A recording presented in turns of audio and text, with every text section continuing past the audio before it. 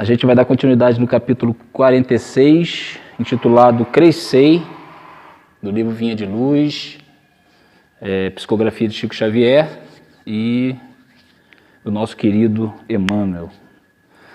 E aí o Emmanuel fala, como sempre ali, ele inicia os textos com uma passagem bíblica. E ele traz uma passagem de Pedro. Eu vou ler um pouquinho aqui, porque eu não tenho livro, aí tá, eu vou buscar ajuda aqui.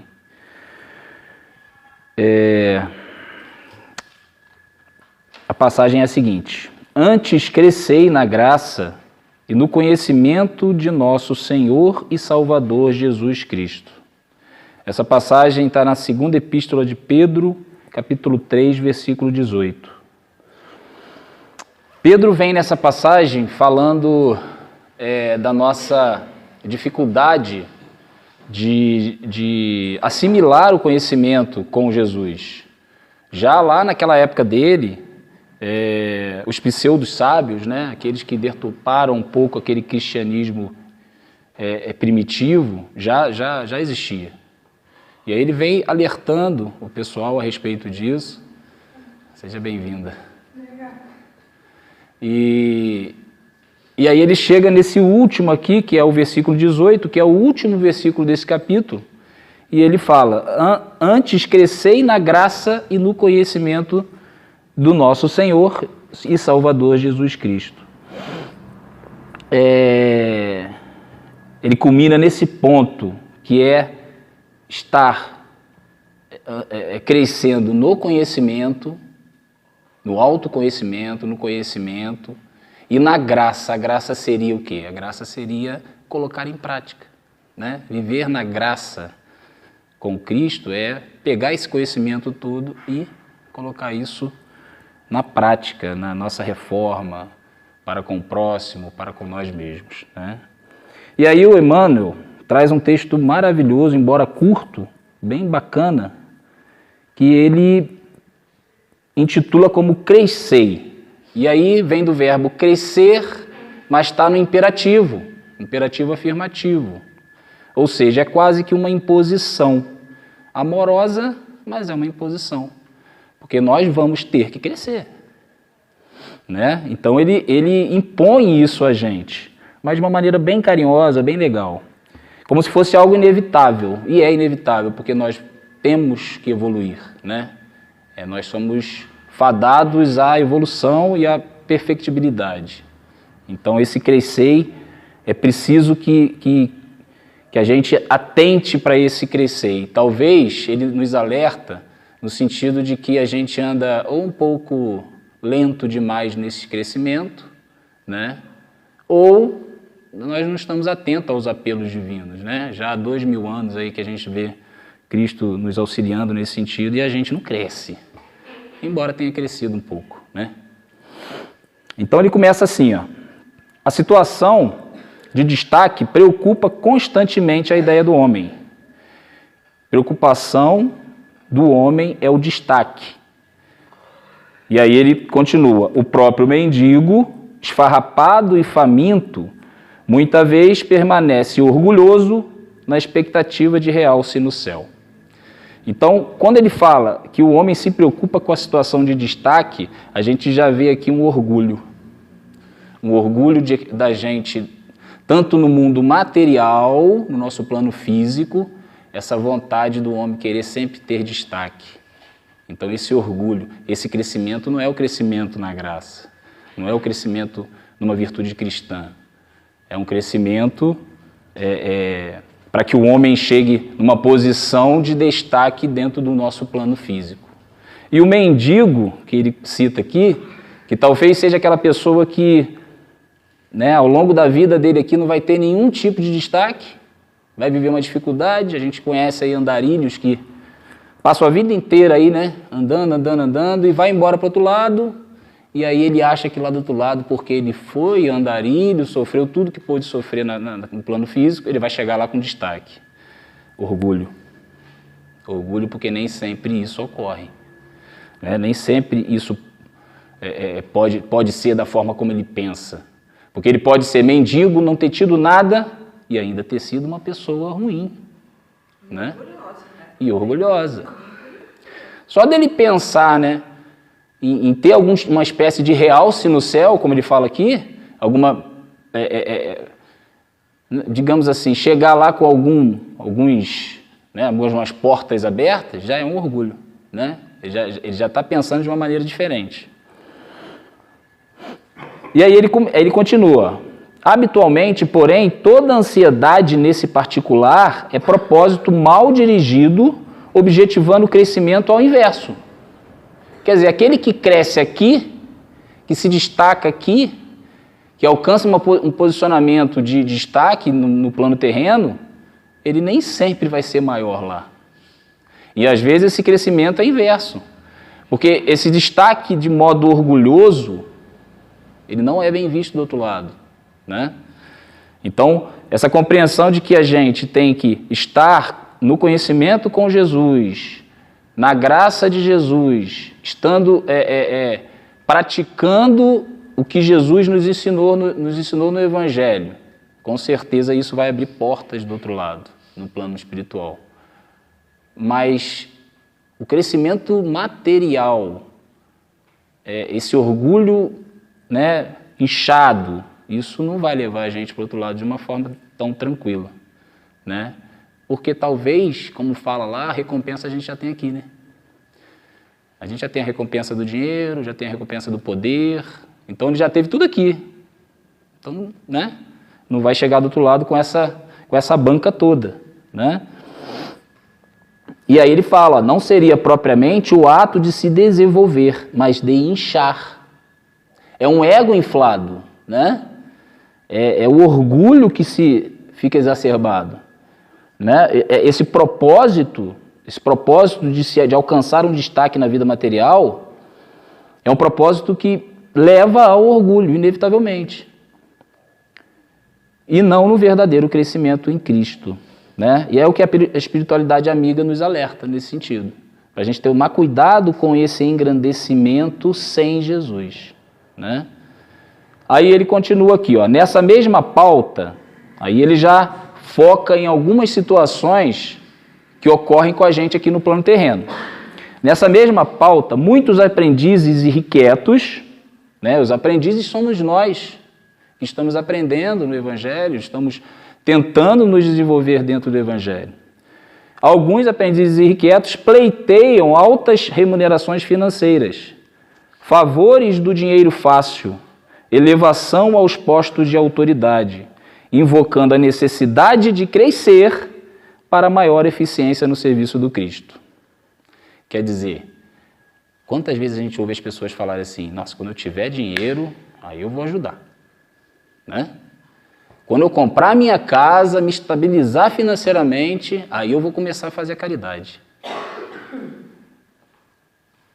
Quer dizer, será que há necessidade da gente se engrandecer dessa forma? Ele aqui fala, por exemplo, ó, em pleiteiam altas remunerações financeiras, favores do dinheiro fácil, quer dizer, patrocínios para poder construir uma casa, uma instituição de caridade, né? Isso tudo, ficar aguardando tudo isso, um concurso público para você ter um poder, ter acesso a um cargo de chefia. Parece que esse texto foi até escolhido, né? Depois de uma eleição. Porque isso aqui serve muito para político. Os políticos que, inclusive, usam o nome de Jesus para conseguir ser eleito. E na hora que ele é eleito, ele não cumpre aquilo que ele prometeu e que até prometeu perante Jesus. A gente vê alguns candidatos religiosos que falam bastante em Jesus e suas campanhas, né? E às vezes tem até a boa intenção. Muitos deles têm boa intenção, tirando do político, né? De modo geral, a pessoa às vezes tem sim uma boa intenção de promover alguma espécie de caridade, de crescer com Cristo, de ajudar o próximo, mas quando ele chega lá no topo, ele se esquece disso. Ele não consegue cumprir aquilo que ele pensou. E aí é o que o Emmanuel vai falar o seguinte, ó, isso, contudo, quase sempre é pura ilusão. Materializadas as exigências, quer dizer, as condições que o próprio ser humano colocou para começar a trabalhar com Cristo, quando se materializa, vou conseguir a minha casa, vou passar num concurso público, vou ser delegado, vou ser comandante da polícia, vou ser governador, vou ser presidente. Materializadas essas exigências, transformam-se em servidores rodeados de impedimento. Aí começa a aparecer a falta de tempo. Porque você imagina o cara que tem que administrar uma instituição de caridade. Um hospital de caridade, por exemplo, né? É muito dinheiro que roda, é muita preocupação, aí o cara não dá tempo dele pensar no próximo, ele tem que administrar aquilo ali. E aí ele começa a reclamar o quê? Eu não tenho tempo para ajudar, não consigo mais fazer isso. Eu estou falando isso aqui com, lógico que tem as exceções, né? Ele está colocando isso aqui, de um modo geral, isso acontece. Nos alertando que esse crescimento, esse crescer, não é nesse sentido material. Porque você pode ser mendigo e fazer a caridade.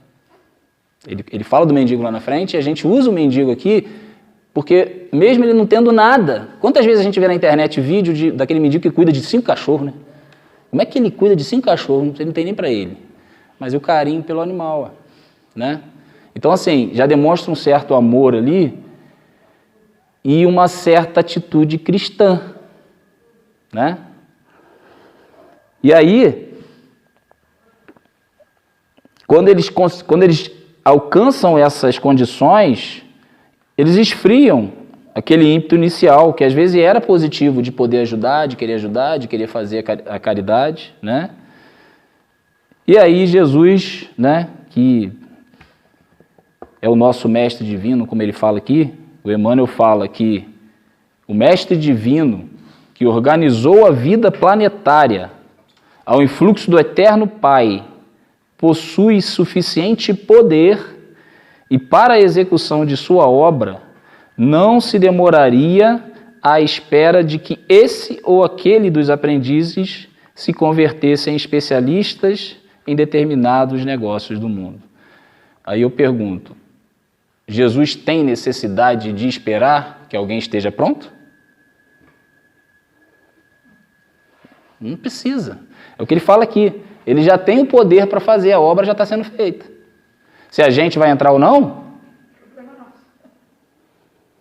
né? Aí eu gosto de falar aqui, né? Jesus já era um Espírito Cristo há 4,5 bilhões de anos quando a Terra foi formada, né?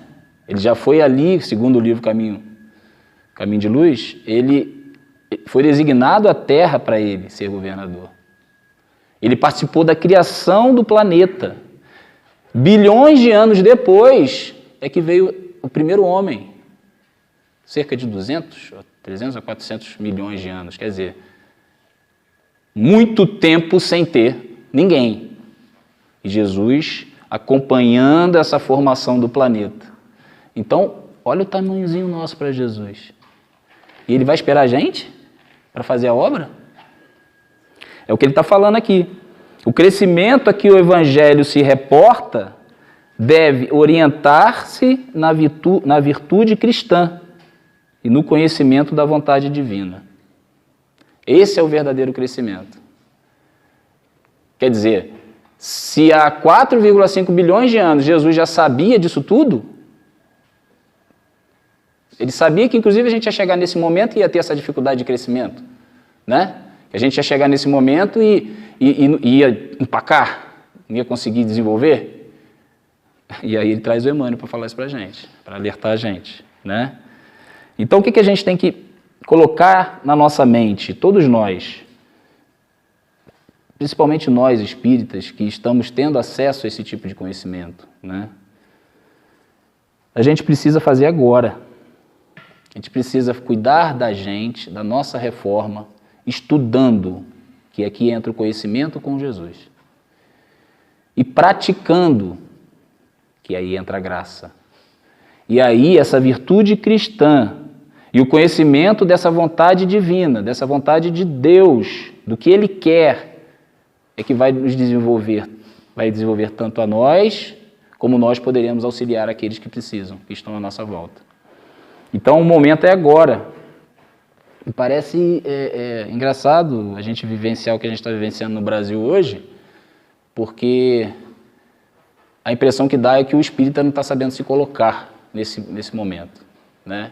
Os discursos de ódio estão em todos os grupos espíritas que eu pertenço. Incrível, né? Não vamos falar de política, mas eu acho que é um comportamento que a gente não deveria ter, né? Eu até vou falar um pouquinho disso no final. E aí ele continua aqui, ó. Aprenda cada um a sua parte na esfera de nossos deveres com Jesus. Quer dizer, o que nos cabe? Qual será o nosso momento? O que a gente precisa fazer agora? É cuidar de nós, do nosso íntimo, reformar as nossas condutas, repensar aquilo que a gente de repente está fazendo errado? Eu acho que o caminho primeiro é esse. E depois a gente vai começar a pensar no próximo. E aí o próximo é a nossa família. Só da gente ter a reforma íntima da gente já reflete. Exatamente, exatamente. Ficar cobrando, a pessoa vai vendo essa atitude. Exatamente. Pelo exemplo, né? Pelo exemplo, a gente acaba contagiando os outros à nossa volta, a começar pela nossa família, no nosso bairro, né? No nosso trabalho. As pessoas vão verificando que você está diferente, né? Então, o primeiro passo é a nossa reforma, né? É esse crescimento que ele fala aqui. Esse crescimento diferente, não é o crescimento material, não é o crescimento físico, é o crescimento de conhecimento enquanto espírito, né? E essa reforma na condição de você crescer na graça. Então, ele termina aqui dizendo isso. Ó. E eu gostaria de citar, inclusive, uma frase bem interessante, que é do André Luiz, lá, né, no livro Nosso Lar, que o ministro fala para ele, né, quando o servidor está pronto, o serviço aparece. Né? E, assim, eu me coloco aqui como exemplo, porque depois da situação que eu tive em 2019, eu passei a direcionar muito a minha mente para o estudo do Espiritismo. E o tanto de coisa que apareceu para fazer, graças a Deus, faz isso, faz aquilo e tal, e a gente vai, né, vai pegando, quando a gente vê, já está totalmente envolvido, né, e aí essa frase aqui cai bem, né, o servidor está pronto, o serviço aparece. Então, Emmanuel termina, esse texto é curtinho demais, né, ele fala assim, ó, atenda ao programa de edificação que lhe compete, ainda que se encontre sozinho ou perseguido pela incompreensão dos homens, e então estará crescendo na graça e no discernimento para a vida imortal. Quer dizer, sozinho. Talvez nós espíritas tenhamos bem essa noção do que é estar sozinho, né? Em todos os grupos sociais que, pelo menos eu me incluo, eu não conto mais que um como espírita, né? E às vezes até isso aqui, ó. A incompreensão dos homens, porque muitos de nós sofremos preconceito por ser espíritas, né? Independente disso, vamos crescer com Jesus, vamos crescer na graça e no conhecimento com Ele, né? Porque o nosso pensamento é como espírito imortal. A gente não pode pensar que acaba aqui. Nós somos espíritos imortais e precisamos entender e raciocinar dessa forma, né? Já tivemos uma vida muito longa para trás e vamos ter uma maior ainda para frente, né? E aí eu queria trazer um textinho aqui, que encaixa bastante com esse crescer, que eu não vou lembrar o livro, eu tentei pesquisar, mas não consegui, mas aí eu vou falar o que eu lembro dessa passagem, tá? É sobre um servo de Cristo, um homem sábio, estudioso das leis cristãs, que na certeza de que não havia mais nada a entregar a este mundo, que já estava totalmente transviado, os homens já não o escutavam, suas palavras já não alcançavam os corações dos jovens que estavam perdidos. Ele entendeu que deveria se ausentar dos grandes centros urbanos e foi se isolar em uma casinha no interior de uma floresta, longe de tudo e de todos. Bastava a ele que continuasse estudando as Escrituras, se aperfeiçoando, praticando os cuidados com o seu próprio corpo e cuidando do seu espírito, que em algum momento Jesus viria, né, até ele, buscá-lo para que ele seguisse com Jesus para o reino dos céus.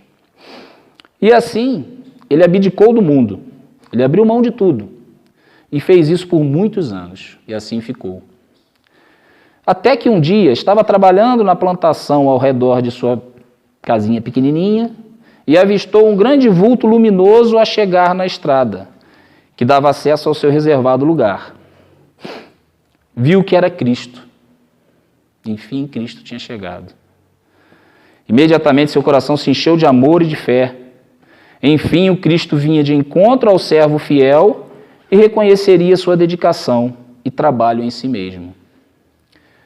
Quando neste ponto Jesus acena para o servo e continua andando em direção à próxima cidade.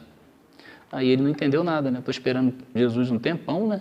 Pô, tô aqui fazendo tudo direitinho, certinho, né? Jesus vai passar direto? Aí ele pergunta, né? Senhor, Senhor, aqui estou eu pronto para recebê-lo. Fique um tempo comigo para que eu lhe mostre o que compreendi dos seus ensinamentos, como eu os coloquei em prática, né? E depois podemos rumar ao Pai. E o Cristo lhe responde: agradeço a ti, meu discípulo, pelos esforços que fez para seu melhoramento e sua reforma, mas tenho que continuar meu caminho. Vocês já leram esse texto? Não? Assim, eu estou falando com as minhas palavras, mas é bem isso aqui mesmo. Eu acho que está no Jesus no Lar, se eu não me engano. E o servo pergunta: mas para onde está indo, Senhor? Para onde está indo, mestre? Estou indo para o mundo, disse Jesus. Mas por quê? O mundo já está perdido. Não há mais o que fazer. E aí Jesus responde para ele: porque enquanto houver choro no mundo, o meu trabalho não terminou. Aí ele sentiu, né? Ele fala: opa, peraí. O servo, entendendo o ensinamento do Cristo, abriu mão de tudo, voltou a seguir Jesus, entendendo que tem que crescer na graça e no entendimento e no conhecimento. Ele voltou a seguir Jesus para esse novo trabalho no mundo, né?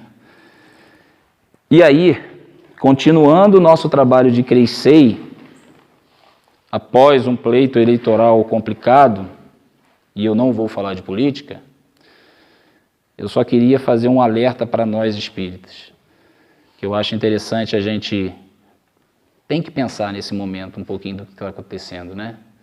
E a reflexão aqui é no sentido de que o conhecimento para a gente dessa situação político-partidária hoje, e o entendimento da doutrina em cima disso, tem que fazer a gente refletir.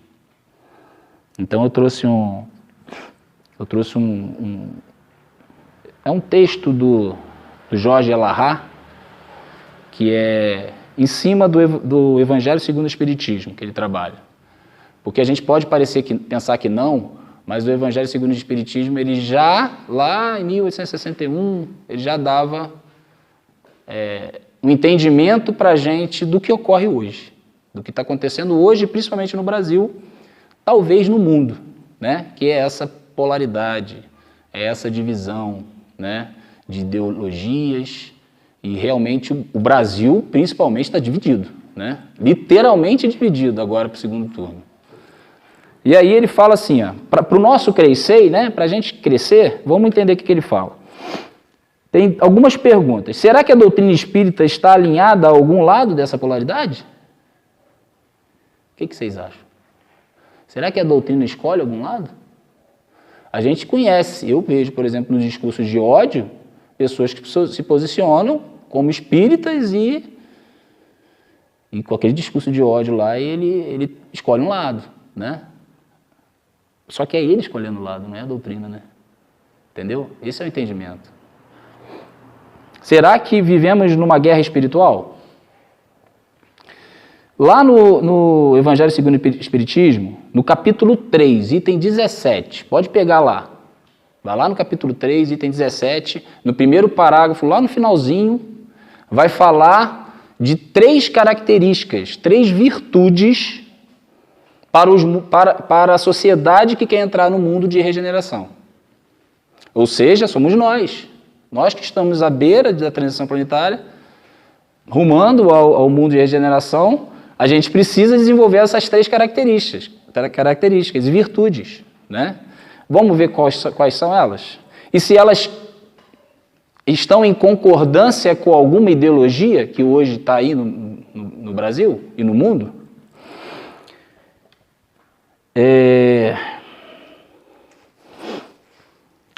Vamos ver se essa bipolaridade, né, que o Brasil vive está em concordância com alguma dessas virtudes. Lá fala que nos mundos regenerados, a sociedade terá uma perfeita equidade das relações sociais. Ou seja, uma redução dos degraus das classes sociais. No mundo de regeneração, isso vai acontecer. Isto parece estar alinhado a uma determinada visão política, visão de mundo, não está? Não parece estar meio para o lado esquerdo? Igualdade social, equidade, não é mais ou menos o que eles pregam? Mas não vivem. Nem o que eles pregam. Para começar lá, está dividido em grupos. Sim. Héteros, negros, gays. Mas com a real intenção de quê? De Nivelar por baixo. nivelar. Eu acho que não. Eu acho que, assim, eu acho que se a gente trouxer isso para a realidade brasileira, foge e cai nisso que você falou. Mas o início do comunismo, do marxismo, era esse. Né? Não ter diferença social. Só que assim, é uma utopia em cima do que o Evangelho segundo o Espiritismo fala. Porque essa equidade aqui que o Evangelho fala é no mundo de regeneração. Quer dizer, a gente nem tem ideia de como é isso. Se a gente parar para pensar, hoje é até necessário ter essa diferença. E em certo ponto é até necessário. Porque como que eu vou trabalhar para sustentar quem não quer trabalhar? Não é assim? Então digamos que esse viés aí pende mais ou menos para o lado esquerdo. Não vou falar de ideologia, mas pende para um lado. E aí, a gente tem que ter calma nessa hora, porque a gente só falou da primeira característica, né? A segunda característica é que na sociedade de regeneração, todos reconhecem Deus e tentam caminhar alinhados às suas leis. Então estarão todos no propósito da espiritualidade e não da negação de Deus, não na desconstrução dos valores do espírito. Opa! Parece que é um lado conservador. Falar de Deus, estar mais próximo de Deus, parece que é o lado da direita. Porque a pessoa não sabe o que é Deus. Mas aqui, o mundo de regeneração eles vão saber. E eles vão estar alinhados a as leis divinas e vão estar alinhados com o pensamento de que Deus existe, de que Deus é o Salvador, é o Criador, né? Então, assim, digamos que nessas duas características a gente tem mais ou menos um pouco uma pendendo para um lado e a outra pendendo para o outro lado. E será que a terceira característica, que está lá no livro do Evangelho segundo o Espiritismo, vai nos jogar para um dos lados? Vai desempatar isso? Vamos ver. Você não leu ainda? Vamos ver. A terceira característica dos mundos regenerados é que a sociedade venceu 4 imperfeições. Venceu o ópio moral do ser humano. E aí o ópio mesmo, são quatro imperfeições. Ópio, ódio, paixões terrenas, inveja e orgulho. Forma a palavra ópio. E aí eu pergunto, qual dos dois lados não tem ódio, não é pegado às paixões terrenas, ou a inveja, ou o orgulho? Eu acredito hoje que os dois lados têm esse discurso de ódio. também. Então, aonde eu quero chegar aqui? O fato de sermos Provas e expiações? Provas e expiações já nos leva a entender que nenhuma das três vertentes aí está dispensada. Nenhuma delas estamos cumprindo, né? Não, mas a gente está aqui para trabalhar as quatro. Justamente, está aqui para trabalhar. Na verdade, a gente vai conseguir. está para trabalhar as três, né? Porque a gente precisa, em algum momento, ter alguma ideologia ou alguma visão política de mundo que vai nos levar a amenizar a diferença social.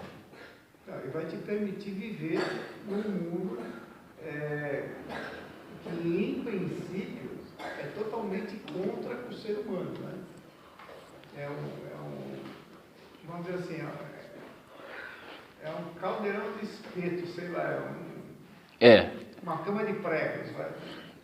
Mas a gente tem que desenvolver isso. Para que a nossa sociedade chegue a ser regenerada, a gente tem que pensar em alguma coisa que vai trabalhar a equidade social. Gente, sou eu que estou falando, é o Evangelho. Eu não tirei isso da minha cabeça. Está lá no capítulo 3, item 17, lá no finalzinho. As características dos mundos regenerados. Nós somos aspirantes à regeneração, então a gente tem que desenvolver isso. Mas a gente tem que também desenvolver o quê? O que está falando lá da direita. Espiritualidade, religiosidade, Deus, a não negação dos valores de família. Né? A gente tem que desenvolver isso. Então, olha só, a gente tem que unir o que um pode oferecer e unir o que o outro pode oferecer. Só que eles hoje conseguem fazer isso? O cara que é de esquerda consegue olhar para o da direita e falar, não, você tem uma coisa boa a me oferecer, vamos fazer igual? Ou o da direita fala assim, não, você tem uma coisa boa para me oferecer, vamos fazer igual? Hoje não existe, porque o discurso é de separar, é de polarizar. E aí tem a terceira. Na hora que a gente conquista a primeira, da equidade social, das relações sociais, estamos caminhando com Deus, mais próximos de Deus, a gente tem que desenvolver em nós essas quatro imperfeições. Porque adianta eu ser um governante de direita ou de esquerda e tenho ódio e tenho lá sou apegado às paixões terrenas, à inveja, ao orgulho? Não tem como. Então, qual assim, onde eu quero chegar? O Espiritismo não olha para lado nenhum. O Espiritismo não toma partido de nada, porque o Espiritismo já tem a receita pronta. A doutrina já tem a receita pronta. É só fazer isso aí. Mas quem que vai fazer? O Espiritismo olha para o ser. O ser é que tem que se desenvolver. Não é o... Aí a pergunta lá em cima que eu fiz. Estamos numa guerra espiritual? Entre o bem e o mal? Com certeza. Mas ela está onde? Porque a gente não consegue resolver as imperfeições, a gente não consegue se desenvolver socialmente, a gente está longe de Deus. Concordam? Então a conclusão que eu chego, pessoal, particular, é que precisa vir espíritos na condição de governantes que tenham essa mentalidade aqui, ó. Seja de esquerda, seja de direita, seja o que for. Ele vai ter que chegar e falar, ó, peraí, eu quero pegar isso aqui que é bom, isso aqui que é bom, e vamos fazer o negócio dentro da honestidade, sem inveja, sem orgulho, como nós somos de dentro, aí vai andar, aí vai funcionar. Sem ódio, aí vai funcionar. Né? Então, quando ele fala isso tudo aqui, a gente compreende que o Espiritismo não tem nada a ver com isso. Então, se você é espírita e toma partido de alguma dessas duas vertentes, você está errado. Está errado. Embora você tenha que tomar partido, você tem que... embora você tenha que se posicionar. Eu não estou falando aqui que ninguém tem que se posicionar. A gente tem que fazer assim, qual o menos pior? Não é? Hoje, qual o menos pior? Ou, eu prefiro pensar da seguinte forma, porque aí eu vou mostrar para vocês por quê. Vou até ler para vocês entenderem.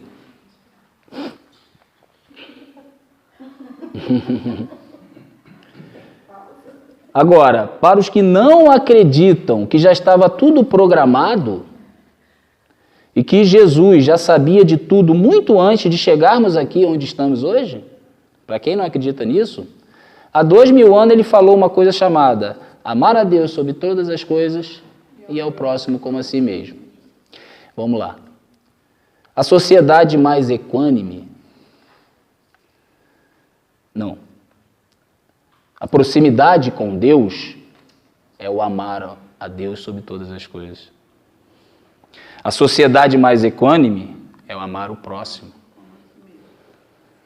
E resolver as 4 imperfeições é o amar a si mesmo. Então ele já deu a regra há 2000 anos. Ele já falou há 2000 anos o que está sendo falado no capítulo 3 do item 17.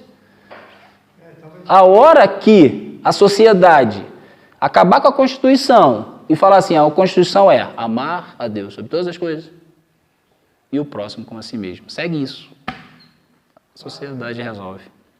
Quando for de regeneração. Quando for de regeneração. Falta um pouquinho, né? Talvez na nossa 3ª, 4ª, 5ª, quando a gente voltar. Não, mas a gente já está alerta para isso. Não, então, olha só, entendeu por que eu resolvi trazer isso aqui? Porque essa reflexão em cima desse item lá 17, e aí eu convido vocês depois a dar uma lida lá, porque tá tudo isso aqui que eu falei, tá lá. Mostra esse conhecimento que boa parte da população não entende. Eu não preciso ter ideologia política, me envolver com alguma coisa desse tipo, porque os dois lados estão certos em alguns pontos e errados em alguns pontos, porque são pessoas. O problema está na pessoa que está conduzindo tudo isso. O problema está em ser humano. Então a gente precisa, finalizando, desenvolver essa frase: amar a Deus sobre todas as coisas e o próximo como a si mesmo. E por que eu falo que eu escolho um lado? O que vem primeiro nessa frase? Amar a Deus. Eu estou escolhendo esse lado. Entendeu? O lado que está próximo a Deus é o que eu vou votar. Não deveria falar aqui não, mas acabei falando.